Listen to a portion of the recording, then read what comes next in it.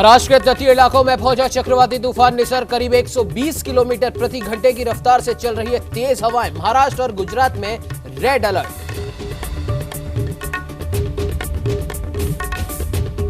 केंद्रीय कैबिनेट की हुई अहम बैठक। प्रधानमंत्री आवास पर हुई मीटिंग। 2 अध्यादेशों को दी गई मंजूरी। किसानों के लिए एक देश एक बाजार की नीति।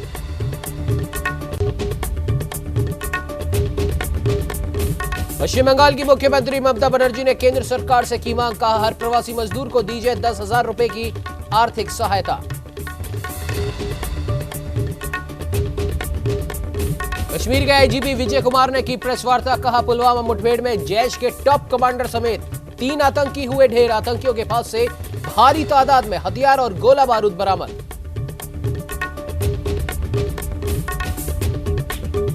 पूरे देश भर में कोरोना से संक्रमित मरीजों की संख्या पहुंची करीब 2 लाख के पार। 1 लाख के करीब लोग हुए ठीक। 5,815 लोगों की हुई मौत।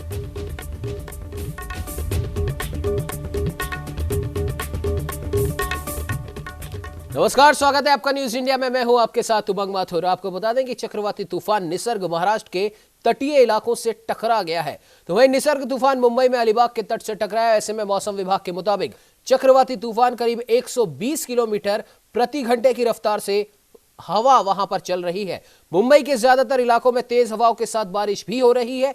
मुंबई और गुजरात के ज्यादातर इलाकों में रेड अलर्ट जारी है। तो वहीं तूफान निसर्ग अलीबाग के तट से टकराया। अलीबाग में तेज हवाओं के साथ भारी बारिश भी हो रही है। मौसम विभाग के मुताबिक लैंडफॉल को पूरा होने में करीब 3 घंटे लगेंगे। तेज हवा और बारिश के साथ कई जगहों पर पेड़ भी टूट कर गिर गए हैं। तेज हवा और बारिश के बीच लोगों को घरों में रहने की हिदायत दी जा रही है। तो वहीं तटीय इलाकों में जाने से भी लोगों को रोका गया है। आपको बता दें कि अम्फान तूफान की भारी तबाही देखने के बाद अब भारत में निसर्ग तूफान ने भी दस्तक दी है और महाराष्ट्र, गुजरात और मध्य प्रदेश के कई इलाकों में इस तूफान की वजह से काफी तहस नहस भी हुई। आपको बता दें कि तटीय इलाके जितने भी हैं वहां पर रेड अलर्ट घोषित किया जा चुका है, खासतौर पर महाराष्ट्र और गुजरात के अंदर। और मुंबई की अगर हम बात करें तो वहां 120 किलोमीटर की रफ्तार से हवाएं चल रही हैं। लोगों को उनके घरों में रहने के लिए ही सख्त हिदायत दी है और इन तेज हवाओं के चलते वहां पर कई जो कच्चे पक्के जो मकान थे, जो कच्चे जो निर्माण थे, वो ढह गए हैं। कई पेड़ वहां पर टूट कर गिरे हैं। मुंबई के ज्यादातर इलाकों में आपको बता दें कि तेज हवाओं के साथ बारिश लगातार जारी है।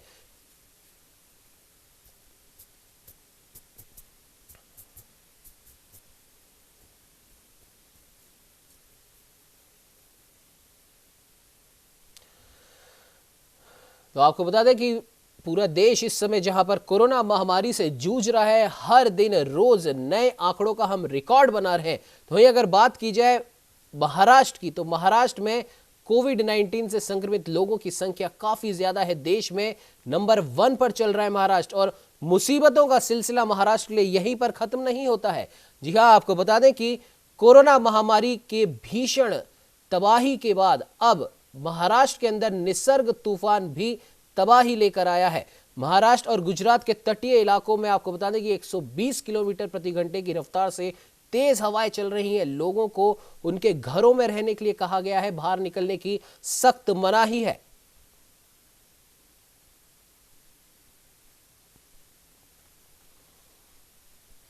वहीं राजस्थान सरकार ने कोविड-19 महामारी के कारण कुछ समय के लिए स्थगित की गई राज्य के विभिन्न विश्वविद्यालयों, उनसे संबद्ध महाविद्यालयों, टेक्निकल यूनिवर्सिटीज और पॉलिटेक्निक कॉलेजों की परीक्षाएं जुलाई के दूसरे सप्ताह में शुरू कराने का निर्णय लिया।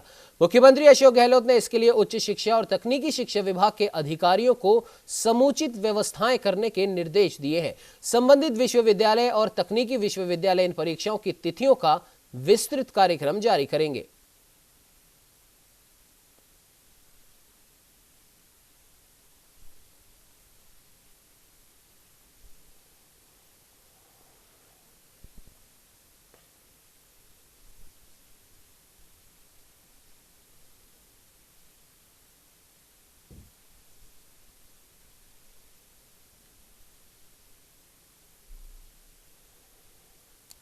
वहीं चित्तौड़गढ़ में जिला राजकीय चिकित्सालय में कोरोना पॉजिटिव रोगियों का हाई वोल्टेज ड्रामा देखने को मिला। दरअसल देर रात 10 बजे 2 वाहन चोरी की घटनाओं में आरोपी की जांच कोरोना पॉजिटिव आने के बाद दोनों मरीज चिकित्सा कर्मियों को गच्चा देकर मौके से फरार हो गए।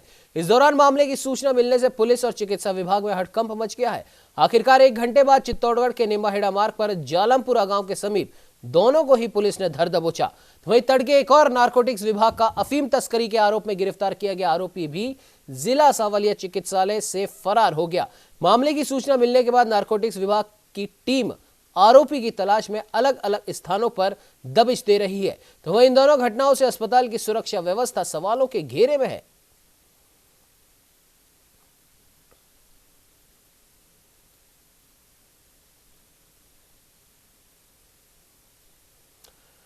इस पर बात करने के लिए हमारे साथ हमारे संवाददाता गोपाल चतुर्वेदी फोन लाइन पे जुड़ चुके हैं। जी गोपाल, जिस प्रकार से ये मामला आया है चित्तौड़गढ़ के सरकारी अस्पताल में से, ये वाकई में एक गंभीर मामला है। एक तो वो चोरी के आरोप में पकड़े गए तीनों आरोपी और दूसरे कोरोना से संक्रमित भी पाए गए। ऐसे में इनकी तो विशेष सुरक्षा करनी चाहिए थी, अतिरिक्त सुरक्षा भले ही लगा देनी चाहिए थी, लेकिन उसके बाद अस्पताल प्रशासन ने क्या किया? कुछ भी नहीं। क्योंकि अगर उन्होंने कुछ किया होता तो वो तीनों आरोपी वहां से भागने में सफल नहीं होते। हालांकि दोनों अपराधियों को पकड़ लिया गया है, लेकिन फिर भी कोरोना संक्रमित मरीज अगर हॉस्पिटल से भागता है तो वो दूसरों के लिए भी एक बड़ा खतरा बन जाता है। और ऊपर से ये तो अपराधी थे। गोपाल, बिल्कुल उमंग, बताना चाहूंगा यहाँ पर कि चिकित्सालय प्रशासन हमेशा से कटघरे में खड़ा हुआ पाया गया है। चाहे वो चिकित्सा की बात हो, चाहे सुरक्षा की बात हो, चाहे चिकित्सालय प्रशासन में आने वाले परिजनों की सुरक्षा की बात हो, हमेशा से ये कटघरे में खड़ा मिला है।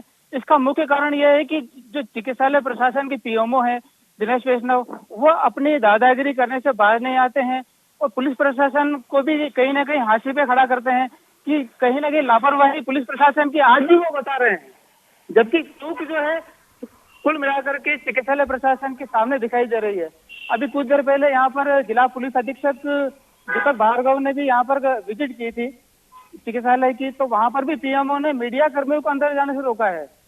ये सबसे बड़ी बात है कि उनको भय यह लगता है कि कहीं ना कहीं मीडिया कर्मी अंदर आएंगे तो जो चिकित्सालय की खामियां हैं वो कहीं ना कहीं उजागर होगी और मीडिया उसको बाहर लाएगा।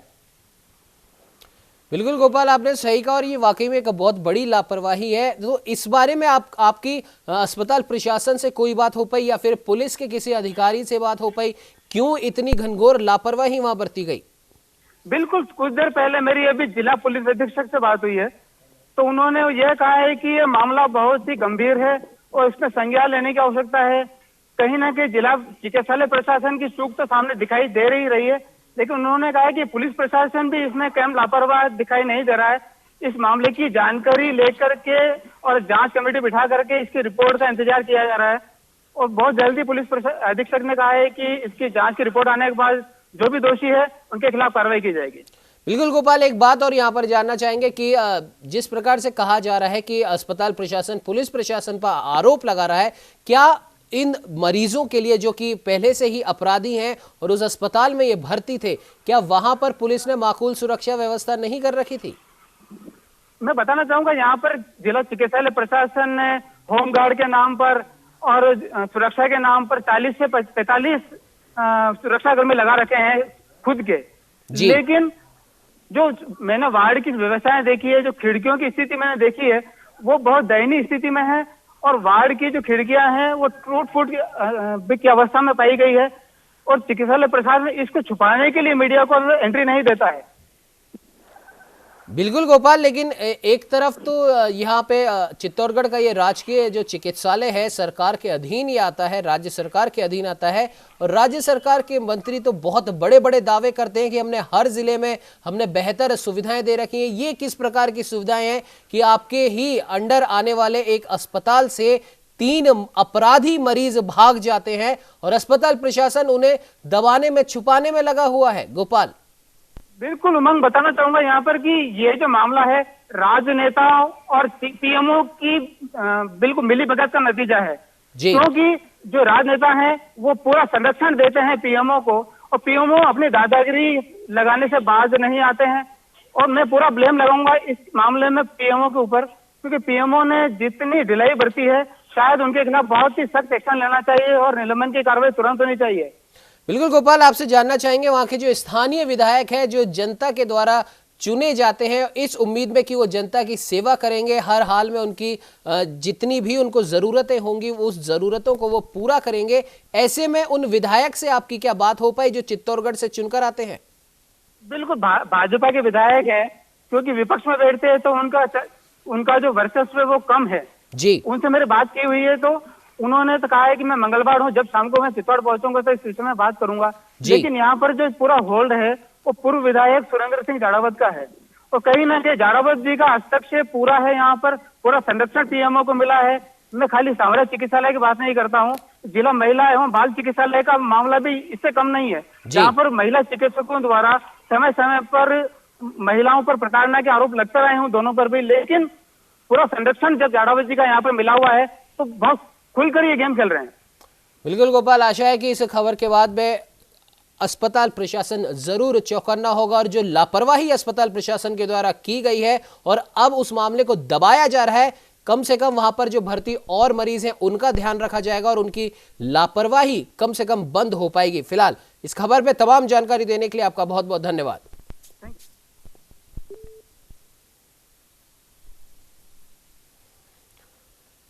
रुक कर लेते हैं उत्तराखंड की ओर, जहां लक्सर में एक लेखपाल पर गंभीर आरोप लगाते हुए लक्सर के कुछ किसान लक्सर एसडीएम से मिलने पहुंचे, जहां उन्होंने लक्सर उपजिलाधिकारी के सामने लेखपाल पर पैसे लेकर अवैध खनन कराने का आरोप लगाया। इन किसानों ने कहा कि लेखपाल नीलधारा गंगा में किसानों के खेतों में खनन माफियाओं से मोटी रकम वसूल कर अवैध खनन करा रहे हैं। किसानों की शिकायत के बाद लक्सर उपजिलाधिकारी ने जांच के आदेश दिए हैं।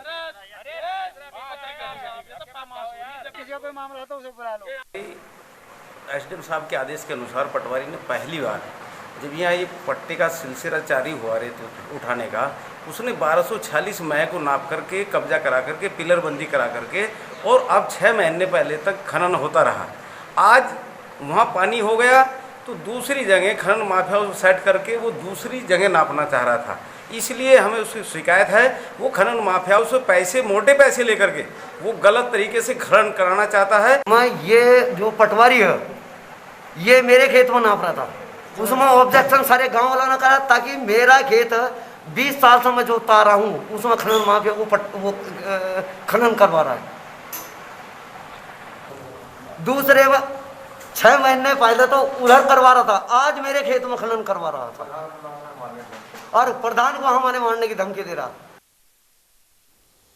वहीं उत्तराखंड के उच्च शिक्षा दुग्ध सहकारिता मंत्री धन सिंह रावत ने उन तमाम अफवाहों पर विराम लगा दिया है जो पिछले कुछ दिनों से सोशल मीडिया में धन सिंह रावत को कार्यदायी मुख्यमंत्री के रूप में पेश कर रही थी।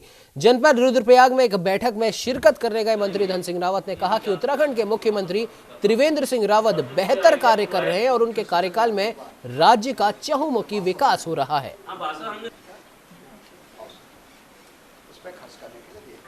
जो शरारती तो इन चीज़ों को उड़ाते हैं और मैं फिर कह रहा हूँ आप लोगों को कि हमारे मुख्यमंत्री जी की लोकप्रियता के कारण कुछ लोग बौखलाहट में हैं, कुछ हमारे विरोधी सोशल मीडिया में कुछ भी चला लेते हैं, लेकिन ये तथ्यहीन है और हमारे मुख्यमंत्री जी बहुत अच्छा काम कर रहे हैं। वो पूरे उत्तराखंड में बहुत लोकप्रिय हैं।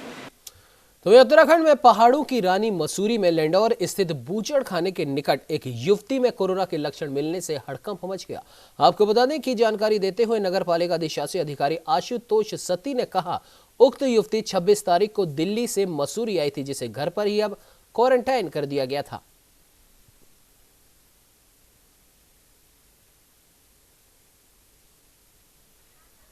नाम की एक लेडी जो दिल्ली से 26 तारीख को यहाँ पहुँची थी, उनको हमने यहाँ होम क्वारंटीन कर दिया था।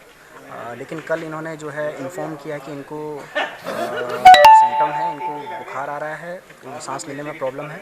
तो जैसे ही इन्होंने ये इन्फॉर्मेशन हमको दी, हमने हेल्थ से बात करके इनको जो है देहरादून भेज दिया है एम्बुलेंस में और इनके सैंपल लिए जाएंगे। उसके बाद जैसे भी रिपोर्ट आती है उसका फॉलोअप एक्शन किया जाएगा। आसपास के एरिया कोई जी इनसे जो डायरेक्ट कांटेक्ट में थे, इनके फैमिली के 3 मेंबर और इनको भी हमने साथ में भेज दिया गया है। जितने इनके साथ डायरेक्ट कांटेक्ट में थे इसलिए भेज दिया गया है। अगर सैंपल के बेसिस पे अगर कि पॉजिटिव आता है, नेगेटिव आता है, जिस रिजल्ट के बेसिस पे ये दिया जाएगा।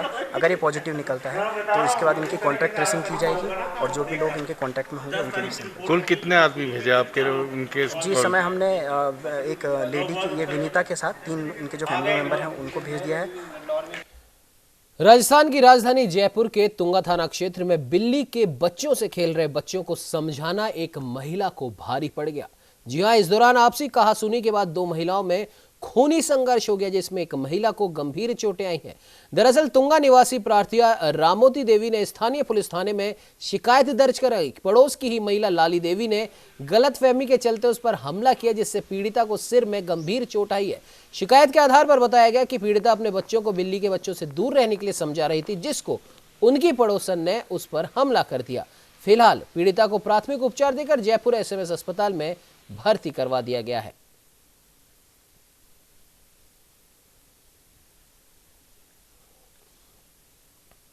तो वही कोलायत के गजनेर थाना क्षेत्र में चानी फाटे के पास सुबह एक ट्रक ने स्कूटी सवार महिला को टक्कर मार दी, जिससे स्कूटी सवार महिला की मौके पर ही मौत हो गई। इस दौरान मामले की सूचना मिलने से मौके पर पहुंची गजनेर थाना पुलिस ट्रक को कब्जे में लेकर शव को कोलायत मोर्चरी में रखवाया है। फिलहाल पुलिस फरार ट्रक चालक की तलाश में जुटी है।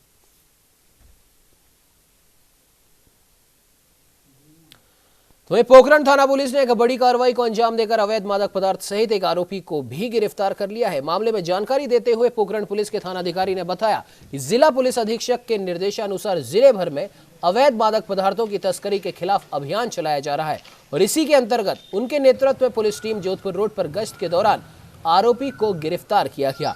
इस दौरान पुलिस ने आरोपी से अवैध मादक पदार्थ सहित 29,100 रुपए नकद भी बरामद किए हैं। फिलहाल पुलिस आरोपी से पूछताछ कर रही है। पुलिस अधीक्षक महोदय और एडिशनल एसपी वो हमारे सीओ साहब के दिशा निर्देशों के अनुसार लोकल स्पेशल एक्ट और एनडीपीएस एक्ट की कार्रवाई के लिए निकले थे। बाईपास से आगे निकले तो एक व्यक्ति मोटरसाइकिल पर आता हुआ दिखाई दिया, जो पुलिस गाड़ी को देख के वापस भागने लगा, जिसको घेरा देकर पकड़ा और मौतवीर वगैरह तलबी की गई और उसके बाद में उसकी तलाशी ली गई। तो उसकी जेब में अलग अलग पुड़ियों के अंदर टोटल 29.80 ग्राम स्मैक मिली और मोटरसाइकिल के पीछे एक कट्टा बंधा हुआ था काले रंग का, उस कट्टे के अंदर 7 किलो डोडा पोस्ट मिला। एक और तो देश कोरोना रूपी महामारी से जूझ रहा है, तो वहीं जैसलमेर के छावनी प्रशासन में पीने के पानी को लेकर पूरी तरीके से लापरवाही बरती जा रही है। जी हां, नसीराबाद शहर में दर्जनों जगहों पर पानी की सप्लाई के लिए मुख्य पानी की लाइन और चैम्बर बने हुए हैं, जो कि पूरी तरीके से क्षतिग्रस्त हैं और इन्हीं चैम्बरों से बारिश और नालियों का गंदा पानी लोगों के घरों तक पहुंच रहा है, जिसको लेकर लोगों में काफी रोष भी देखने को मिल रहा है। वहीं यहां के क्षेत्रवासियों का कहना है कि उन्होंने कई बार इसकी शिकायत छावनी प्रशासन के कर्मचारी से लेकर अधिकारी तक की, लेकिन प्रशासन ने अभी तक कोई कार्रवाई नहीं की है।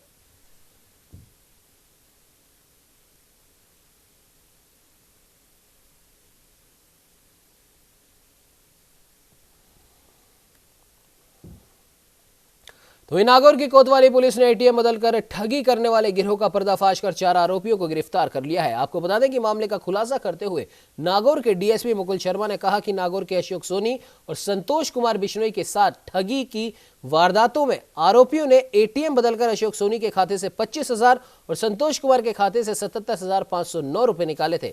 वहीं इन मामलों का अनुसंधान करने गई कोतवाली पुलिस ने गिरोह के 4 बदमाशों को गिरफ्तार कर लिया और उनके कब्जे से 11 एटीएम, 2 मोबाइल फोन जब्त कर लिए हैं। गिरोह द्वारा छल पूर्वक एटीएम बदलकर किसी व्यक्ति को उसके दूसरे एटीएम से पैसे निकालने का फ्रॉड करना, 420-406 के फ्रॉड करने के मामले सामने आए, जिसमें 2 प्रकरण दर्ज हुए। एक के प्रार्थी अशोक सोनी थे, निवासी नागौर, और दूसरे के संतोष कुमार बिश्नोई, जम्बेश्वर कॉलोनी, नागौर। तो इन दोनों प्रकरणों के दर्ज होने पर हमारे यहाँ से एक टीम बनाई गई। उस टीम के माध्यम से जो एटीएम थे वहाँ से साइंटिफिक एविडेंस कलेक्ट किए गए, ह्यूमन एविडेंस कलेक्ट किए गए और मुलजिम की निशानदेही की गई कि कौन व्यक्ति इसमें इन्वॉल्व रहा है।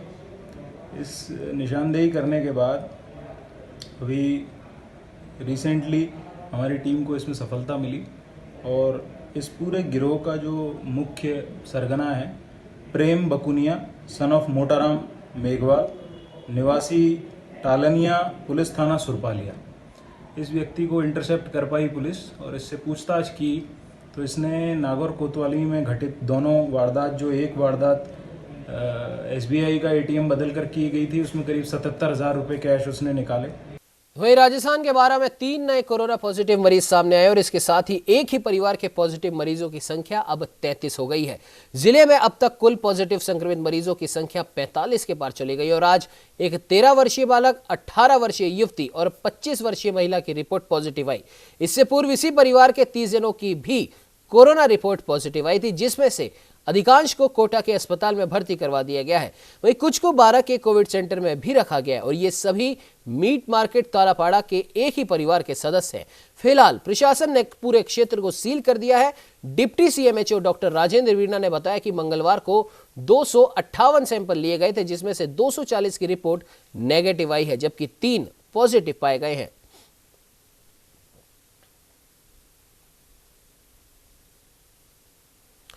तो वहीं नागौर के कुचामन सिटी से भी अलग अलग रूट पर 5 बसों का संचालन शुरू हुआ। डीडवाना आगार से जयपुर के लिए आई बसों में यात्री भार ना के बराबर देखने को मिला। कुचामन से जयपुर जाने वाली बस में 3 सवारी, डीडवाना से 2 सवारी कुचामन से जयपुर आई। यात्रियों को बसों में यात्रा करने से पहले बस स्टैंड पर स्क्रीनिंग भी उनकी करवाई गई।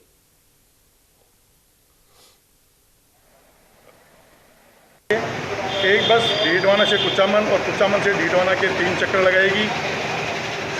एक बस नागौर से जयपुर के लिए।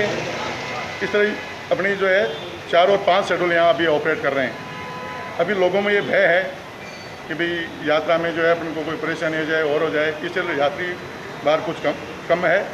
अब भी इनको यात्रियों के लिए ये अखबार में सूचना, मीडिया के माध्यम से सूचना सभी लोगों के पास पहुँचेगी। गाड़ियों का संचालन होगा, लोग बाग फिजिकल गाड़ियों को चलते हुए देखेंगे, तब यात्री भार बढ़ जाएगा। उस वक्त वहीं कोटा के मुकंदरा में 2 साल बाद मुकंदरा हिल्स में बाघिन MT2 के साथ बेवड़ा तलाई के पास 2 शावक नजर आए।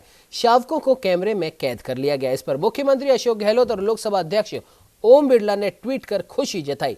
इसके पहले भी मुकंदरा हिल से कई बार शावकों के जन्म की खबर आई, लेकिन वन विभाग इसकी पुष्टि नहीं कर सका और अब जाकर बाघिन ने शावकों को जन्म दिया है और शावक लगभग 3 महीने के बताए जा रहे हैं और अब मुकंदरा में शावकों सहित बाघ और बाघिन की संख्या 6 हो गई है।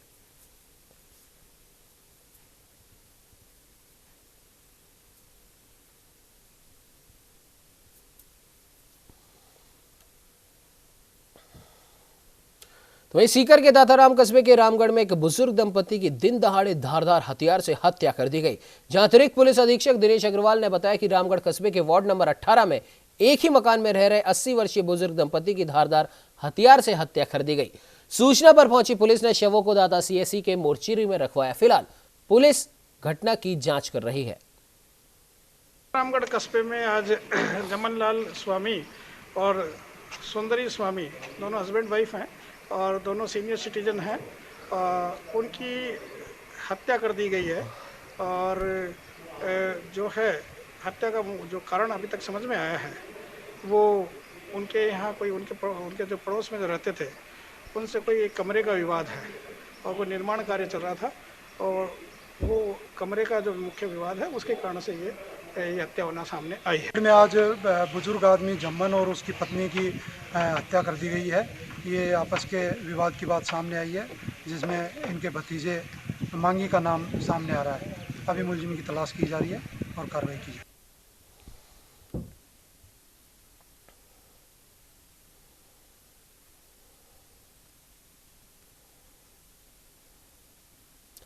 तो ये राज्यसभा के चुनाव आपको बता दें कि राजस्थान में 19 जून को होने जा रहे हैं। कोरोना लॉकडाउन की वजह से लंबे समय तक चुनाव की प्रक्रिया स्थगित रही। अब चूंकि चुनाव के लिए मतदान की घोषणा हो चुकी है तो सियासी पारा भी चढ़ने लगा है। कांग्रेस और बीजेपी दोनों ही दल चुनावी तैयारियों में जुट गए हैं। बीजेपी से अंतिम समय पर ओंकार सिंह लखावत के पर्चा भरने से मतदान की स्थिति बनी हुई है। हालांकि कांग्रेस के पास बहुमत है, लेकिन बीजेपी को उम्मीद है कि राजस्थान में कांग्रेस के पाले से क्रॉस वोटिंग हो सकती है। लेकिन लॉकडाउन के हालातों में राजस्थान में ज्यादा उठापटक के संकेत नहीं मिल रहे। राजस्थान से राज्यसभा के लिए कांग्रेस प्रत्याशी नीरज डांगी से बातचीत की न्यूज इंडिया संवाददाता नीरज शर्मा ने। आइए चलते चलते आपको दिखाते हैं नीरज डांगी से न्यूज इंडिया संवाददाता नीरज शर्मा की ये बातचीत। लंबे समय तक चले कोरोना लॉकडाउन के बाद एक बार फिर से राज्यसभा चुनाव की हलचलें तेज हो गई हैं और चुनाव की तारीख का ऐलान हो गया है। 19 जून को राज्यसभा के लिए चुनाव जो हैं वो होने जा रहे हैं। हमारे साथ में हैं कांग्रेस के प्रत्याशी नीरज डांगी साहब। डांगी साहब, अब वापस से अब चुनाव की तारीखें आ गई हैं। आप लोगों के लिए तो एक तरीके से बहुत जो लंबे समय से जिस चीज़ को लेकर के चल रहे थे, अब उसको मूर्त रूप देने का समय आ गया। किस रूप में लेते हैं इन परिस्थिति? मैं समझता हूँ कि चुनाव तो पहले ही हो जाता और 26 मार्च जो डेट आई थी चुनाव की, उससे पहले नॉमिनेशन का जो समय था, ये माना जा रहा था कि चौथा कैंडिडेट मैदान में नहीं उतरेगा। लेकिन जब भारतीय जनता पार्टी के अचानक से जो है ऐन वक्त पे उन्होंने चौथे कैंडिडेट को उतारा, चुनाव की परिस्थितियां जो है भारतीय जनता पार्टी ने पैदा करी। लेकिन हम लोग पूरी तरीके से तैयार है। 26 तारीख भी हमारे लिए बहुत ही ऐसा दिन था कि आराम से हम लोग जो है दोनों ही कांग्रेस के कैंडिडेट जो है आराम से विजय को प्राप्त करते। लॉकडाउन का जो समय था ये निश्चित रूप से इन दो तीन महीने के समय में बहुत से उठापटक जो है हुई हैं। हम लोग भी कोरोना को लेकर के अपने क्षेत्रों के अंदर व्यस्त रहे। पूरे राजस्थान में हम लोगों ने जो है कोरोना से जो भी पीड़ित रहे या कोरोना से लेकर के जो भी बचाव कार्य है, जिस भी तरह की परिस्थितियां हमको देनी थी, उन कामों में हम लोग भी लगे रहे काफ़ी। और इस दौरान साथियों से चर्चा, विधायकों से चर्चा, वो भी चलती रही। मैं समझता हूँ कि बहुत अच्छा माहौल है कांग्रेस के दोनों कैंडिडेट्स के लिए। वेणुगोपाल जी का बहुत बड़ा कद है और मेरी खुशकिस्मती कि उनके साथ मुझे मौका दिया गया है। ऐसे में मैं समझता हूँ किसी तरह की कोई परेशानी। आपने पार्टी के लिए भी काफ़ी काम जो है आपने ग्राउंड पर रह करके पार्टी के लिए काम किया है, खुशकिस्मती तो है। इसके साथ ही आपका जो वर्क है वो भी कहीं ना कहीं कांग्रेस के शीर्ष जो नेतृत्व है उसको नज़र आया था। दूसरा, दलित समाज के साथ ही अन्य समाजों के अंदर भी एक अच्छी पहल जो है आपकी। और देखिए, इसमें कोई दो राय नहीं है कि जब संगठन में काम करते हैं तो उस काम का निश्चित रूप से रिवार्ड मिलता ही मिलता है। और कांग्रेस पार्टी का ये हमेशा रहा है कि काम करने वालों लोगों को महत्व समय समय पर दिया गया है। नौजवानों को मौका पिछले 15-20 साल से लगातार जो है कांग्रेस दे रही है, एक सेकंड लाइन लीडरशिप तैयार करने के लिए भी, और नए लोगों को, नए साथियों को, यंगस्टर्स को आगे बढ़ने का मौका मिले। इस सोच के साथ में जो है सोनिया गांधी जी ने, राहुल जी ने, हमारे अविनाश पांडे जी जो महासचिव इंचार्ज हैं, अशोक गहलोत जी और सचिन पायलट जी, सब ने मिल करके जो निर्णय लिया है, निश्चित रूप से वो उस निर्णय के प्रति यही सोच है कि ग्रास रूट से जुड़े हुए कार्यकर्ता को मौका दिया जाए। कांग्रेस के पास तो बहुमत है 2 सीटों के लिए, लेकिन कांग्रेस से ज़्यादा अगर हलचल की बात करें तो वो बीजेपी के अंदर इस वक्त नज़र आ रही है, क्योंकि बीजेपी में ओंकार सिंह लखावत को अंतिम समय पर जो है खड़ा किया गया कैंडिडेट के रूप में। और अब स्थितियां ये हैं कि वसुंधरा राजे के जो पोस्टर हैं वो भी जयपुर शहर के अंदर लगने चालू हो गए। इस राजनीति को जिस वक्त नॉमिनेशन में दूसरा जब नाम आया था, उसी समय से ये अंतर्कलह सामने आ गई थी भारतीय जनता पार्टी की कि इनके बीच में कुछ ना कुछ आपस में नेताओं के बीच मनमुटाव है, और उसी के तहत दूसरा कैंडिडेट ऐन वक्त पे उतारा गया था। ये माना जा रहा था कि कैंडिडेट 3 ही रहेंगे, भारतीय जनता पार्टी का एक कैंडिडेट रहेगा, लेकिन दूसरा कैंडिडेट जब आया तभी पता लग गया था कि कुछ ना कुछ अंतर्कलह भारतीय जनता पार्टी के अंदर संगठन में चल रही है, और उसी के चलते पहले कैंडिडेट को शायद कुछ लोगों ने नकारा, इसलिए दूसरा कैंडिडेट उतारा गया दूसरे ग्रुप द्वारा। आज भी परिस्थितियाँ यही हैं कि भारतीय जनता पार्टी के दोनों कैंडिडेट के बीच में एक संघर्ष चल रहा है कि क्या परिस्थितियां। मैं समझता हूं कि कौन इनका पहला कैंडिडेट है यही अभी तक क्लियर नहीं है। अगर दूसरी ओर बात करें तो बीजेपी को यह भी उम्मीद है कि कांग्रेस में क्रॉस वोटिंग हो सकती है। कई अन्य राज्यों के अंदर बीजेपी ने जिस तरीके से दाव चला, उम्मीद है राजस्थान में भी कुछ ऐसी परिस्थितियाँ उपज सकती है। मध्य प्रदेश में ज्योतिरादित्य सिंधिया का उदाहरण ले सकते हैं। देखिए, कांग्रेस के अंदर तो किसी तरह का आपस में जो है एकता का परिचय कांग्रेस देगी, किसी तरह का कोई अंतर्कलह का प्रश्न नहीं है, कोई संशय नहीं है इसमें। भारतीय जनता पार्टी के अंदर मैं समझता हूँ विस्फोट सामने आ सकता है। 19 तारीख को देखेंगे कि क्या परिस्थितियाँ रहती हैं। कांग्रेस एकजुट है, 107 कांग्रेस के एमएलए और उनके समर्थन के अंदर जो भी हमारे निर्दलीय विधायक हैं और जो भी समर्थित दल हैं, वो सारे के सारे लोग जो हैं कांग्रेस की तरफ एक तरफा वोट डालने को तैयार हैं। आपसे भी लगातार जो है फीडबैक कांग्रेस के वरिष्ठ नेता ले रहे हैं, आप खुद भी मुलाकात कर रहे हैं। अशोक गहलोत जी का वरद हस्त साथ में माना जाता है, सचिन पायलट जी से भी आपने मुलाकात की। क्या राजस्थान की जो कांग्रेस लीडरशिप है उसको क्या नज़र आता है इन चुनावों को लेकर? देखिए, कांग्रेस की लीडरशिप, दोनों ही नेता जो हैं, मुख्यमंत्री जी और उप मुख्यमंत्री जी, दोनों लोग चुनाव को लेकर के बहुत ज़्यादा जिसे कहते हैं कि अपने स्तर पे उन्होंने मॉनिटरिंग कर रखी है और चिंतित हैं। वो चिंता इस बात की नहीं है कि कोई क्रॉस वोट हो जाएगा, वो चिंतित इस चीज़ को लेकर के है कि पीसफुल 19 तारीख को चुनाव हो, और उसके लिए पूरे प्रयास जारी हैं।